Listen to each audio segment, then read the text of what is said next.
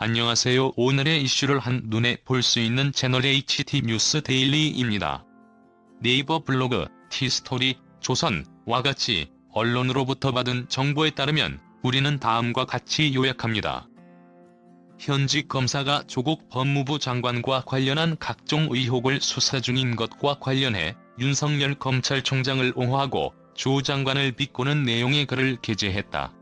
30일 검찰 내부망인 2+에는 인천지검에 근무 중인 40대 A검사가 "총장님 왜 그러셨습니까? 라는 제목의 글을 올렸다.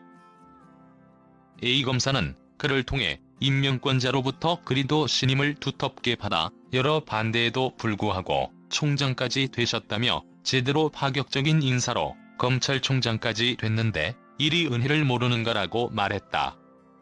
그러면서 그 의중을 헤아려 눈치껏 수사했으면 이리 역적 취급을 받지는 않으셨을 것이라며, 지난 정권 때도 그리 정권 눈치를 살피지 않고 국정원 대꾸를 수사하다 여러 고초를 겪었으면서도 또다시 그 어려운 길을 가려는 이유가 무엇인가라고 했다. A검사는 총장이 이리 엄정히 수사를 하지 않았으면 특수수사는 살리고 총장께서 검찰개혁에 저항한다는 오명을 쓰지는 않았을 것이다. 헌법 정신과 법적 절차에 따라 엄정하게 수사하려고 하는 총장 때문에 검찰개혁을 원하는 많은 검찰 구성원들까지도 저항 세력으로 몰리게 되지 않았나라고 반문했다.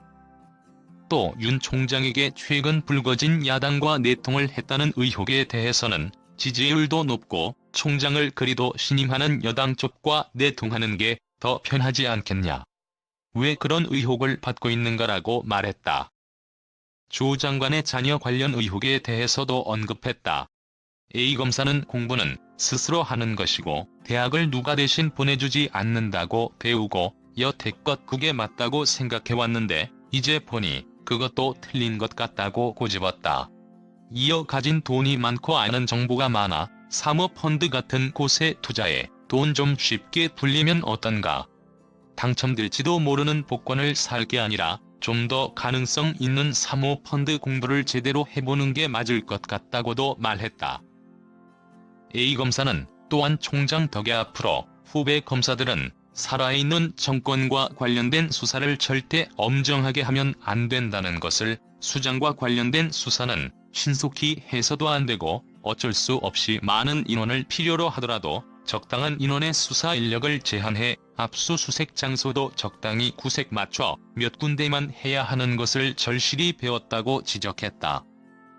또 조 장관에 대해 장관이라고 밝히며 수사검사에게 피의자의 남편으로서 전화하는 등 검찰의 정치적 중립성의 실현 불가능성을 제대로 보여주는 분이라며 검찰개혁의 가장 적임자로고도 하는데 특별한 초능력을 가진 분일 수도 있지 않겠나고 비꼬기도 했다. 끝으로 이같이 총장이 가는 길과 달리 가고자 하는 게 법치주의 국가이고 헌법 정신에 맞는 것이긴 한가라고 반문했다.